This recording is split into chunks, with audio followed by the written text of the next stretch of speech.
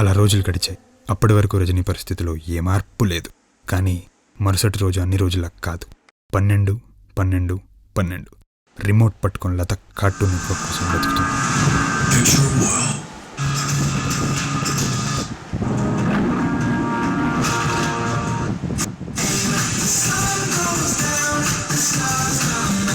సరిగ్గా అప్పుడే పక్క రూమ్లో ఉన్న పాత టెలిఫోన్ మోగింది.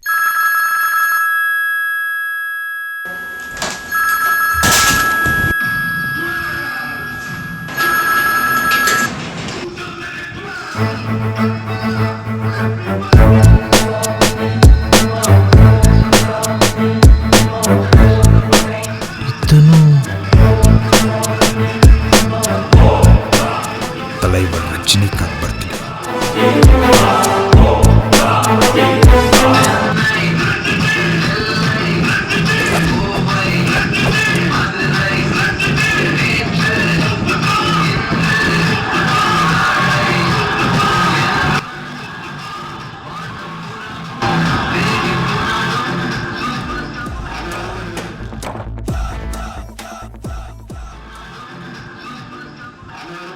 కాఫీ షాప్లో ఉండాల్సిన ఇంకెక్కడో ఎందుకున్నాను?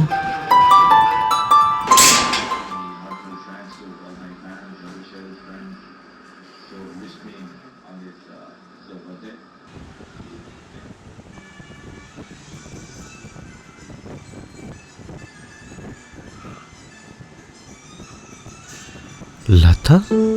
నేను నా లతని ఏం చేస్తున్నాను? ఇక్కడికి ఎలా వచ్చాను? Hello Rajani, welcome back to the story. It's so good to see you again. Recovered. Hey hi. Recovered? అసలు నాకేమైంది? మరి ఇక్కడికి ఎలా వచ్చాను?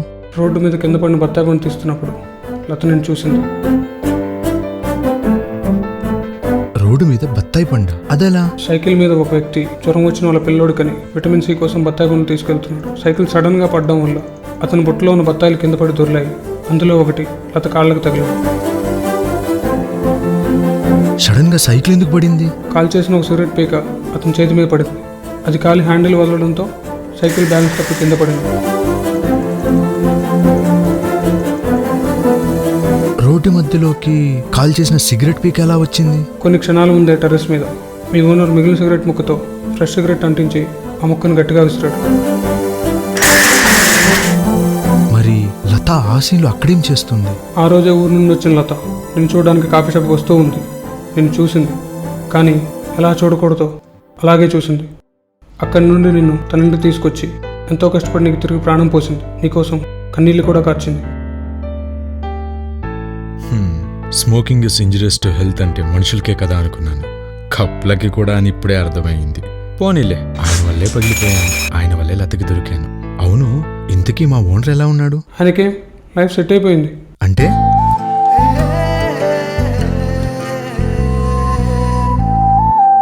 ఓఫో, ఇంతకీ అమ్మాయి ఎవరు? అక్కడికే వస్తున్నాం. అలా మీ ఓనర్ నెక్స్ట్ కార్డ్ కోసం ఎదురు చూస్తున్న రోజుల్లో ఒకరోజు టేబుల్ మీద ఎవరో ఒక ప్యాకెట్ మర్చిపోవడం గమనించాడు. ఏంటో చూద్దామని దగ్గరికి వెళ్ళాడు.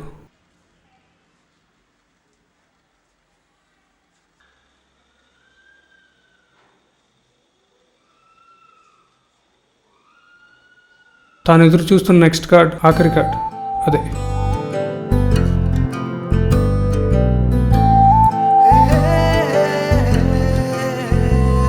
నువ్వు నన్ను నీ కళ్ళతో చూడాలి, వాటిని కప్పేసిన నల్లటి అద్దాలతో కాదు.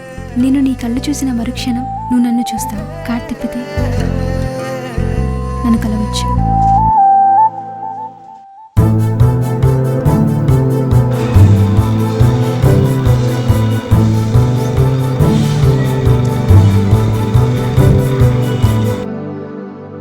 తర్వాత ఏమైంది? అమ్మాయి ఎవరో చెప్పు. నువ్వు చెప్పాల్సిన కదా ఇంకా పూర్తవలేదు రజనీ. నాటకం నడుస్తుంటే కరెంటు పోయినట్టు, పుస్తకంలో పేజీ మిస్ అయినట్టు అది మధ్యలో ఆగిపోయింది. నువ్వు అది చెప్తే నేను ఇది చెప్తాను. అమ్మాయి వెళ్ళిపోయింది, తర్వాత ఏం జరిగింది? సరే, 6వ దశ అదృష్టం. మనకి ఏ సంబంధం లేని వాళ్ళు మనల్ని అంత ఇష్టపడడం నిజంగా మన అదృష్టమే కదా. మరి కన్నీరంటే బయాలజీ పుస్తకాల్లో చెప్పినట్టు సాల్ట్ వాటర్ కాదు. కన్నీరంటే వరం, కన్నీరంటే అదృష్టం. అలాంటి ఒక కన్నీటి బొట్టు లత కంట్లో నుండి నా క్రాక్లో పడినప్పుడు నేను పగిలిపోయాను అన్న తన బాధే నాకు తిరిగి ప్రాణం పోసింది. ఒక వస్తువుగా నా దృష్టిలో ప్రాణం ఉండడం అంటే పనికి రావడం అని అర్థం. నిజమైన ప్రేమ ఎప్పటికైనా తిరిగి వస్తుంది. నా విషయంలో కూడా అదే జరిగింది. నీ విషయంలో సంతోషం. మరి ఆ రోజు నిజంగా ప్రేమించిన అబ్బాయి సంగతి ఏంటి? ఆ అమ్మాయి వెళ్ళిపోయి 6 నిమిషం అయింది. ఆ అబ్బాయి నా తల మీద వేళ్లతో తిప్పుతూ దీర్ఘాలోచనలో మునిగిపోయాడు. సరిగ్గా అప్పుడే ఎవరో కుర్చీ లాగిన శబ్దం వచ్చింది. అలా అడగకుండా కూర్చున్నందుకు అసహ్యంగా చూడకండి. కాబోయే ఒక కలెక్టర్ నా బాయ్ ఫ్రెండ్కి ఒక మాట చెప్పమని చెప్పాడు. అది చెప్దానే వచ్చా. You're a very lucky guy. నేను క్రియేట్ చేసిన బాయ్ ఫ్రెండ్ క్యారెక్టర్ ఎవరో కాదు, నువ్వే. ఏంటి నమ్మట్లేదా? అబ్బాయి బాగున్నాడు, తెలివైనోడు, కాబోయే కలెక్టర్ అని చెప్పి కకృతితో నా బాయ్ ఫ్రెండ్ వదిలేసావు అనుకుంటున్నావా? నువ్వు గమనించావో లేదో, నువ్వు వచ్చేసరికి నేనేదో గీస్తున్నాను. ఇచ్చుడు.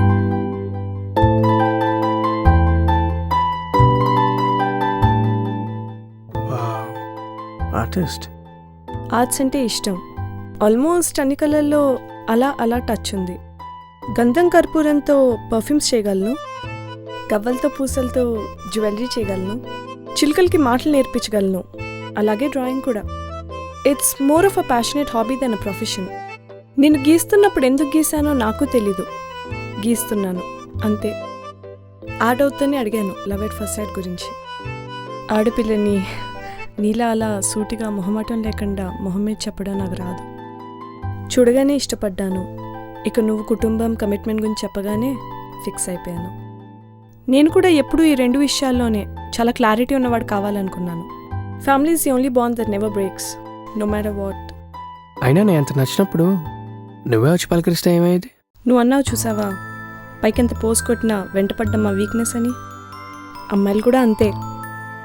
ఎంత స్మార్ట్గా ప్రాక్టికల్గా ఉండాలని ట్రై చేసినా లోపల ప్రతి అమ్మాయి చిన్నదో పెద్దదో ఒక ప్రేమ కథ కోరుకుంటుంది.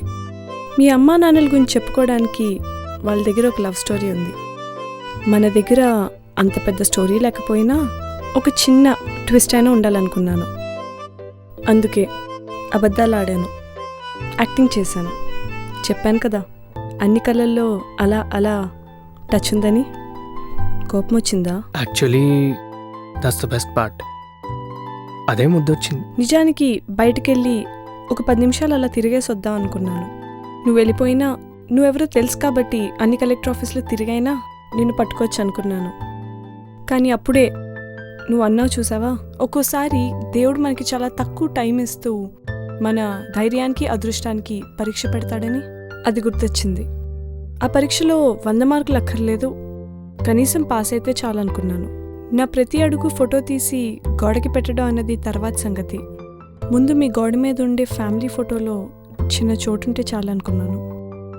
డాన్స్ చేస్తే నీతో చేస్తా, దరిద్రంతో కాదని డిసైడ్ అయ్యి వెంటనే 6 నిమిషాల్లో తిరిగి వచ్చాను. లైఫ్ మెకానికల్ అయిపోయింది, లవ్ సెల్ఫిష్ అయిపోయింది. ప్రేమలేఖలు రాసుకోలేక ఫార్వర్డ్ మెసేజ్లు పంపించేస్తున్నారు, కంప్యూటర్లోనే కాపురాలు చేసేస్తున్నారు. ఎవడో తయారు చేసిన గ్రీటింగ్ కార్డుల మీద మన పేర్లు రాసి ఇచ్చేస్తున్నాం. సందు చివరి సైకిల్ మీద కాకుండా ఇలా పేరు మోసిన కాఫీ షాప్లో కలుస్తున్నాం. అందుకే రాసుకోవడానికి బోల్డ్ పెన్లున్నా చెప్పుకోవడానికి ఒక్క కథ కూడా లేదు. ఇలాంటి పరిస్థితుల్లో నాకంటూ ఒక చిన్న నువ్వు అన్నట్టు మైక్రో ప్రేమ కథ కావాలనుకున్నాను. అది ఒక అందమైన జ్ఞాపకంగా మార్చుకోవాలనుకున్నాను. నువ్వు ఇలా ప్రపోజ్ చేయగానే నేను అలా ఊపుకుంటూ వచ్చేస్తే అందులో ఏముంటుంది జ్ఞాపకం? అందుకే ఇలా వెళ్ళి అలా వద్దాం అనుకున్నాను. అందం, తెలివి కొంచెం ఉంటేనే అమ్మ లెక్కలు భూమి మీద ఆగట్లేదు. అలాంటిది ఇంత అందం తెలివి ఉండి కూడా నువ్వు ఇంత సింపుల్గా ఉన్నావంటే నీ ప్రొఫెషన్ ఏంటి? నాకు చదువులంటేనే చిరాకు. నేను స్కూల్లో మొద్దు. నాకేముంటుంది చెప్పు? నీ తోటి అమ్మాయిలకి మార్కెట్లో సిల్వర్ రేట్ కూడా తెలీదు. అలాంటిది నువ్వు పీరియాడిక్ టేబుల్లో సిల్వర్ పొజిషన్ని కరెక్ట్గా గుర్తుపెట్టుకున్నావు. నువ్వు మొద్దు కాదు, అందరిలాంటి అమ్మాయివి కాదు. ఇప్పుడు నేను చెప్పు.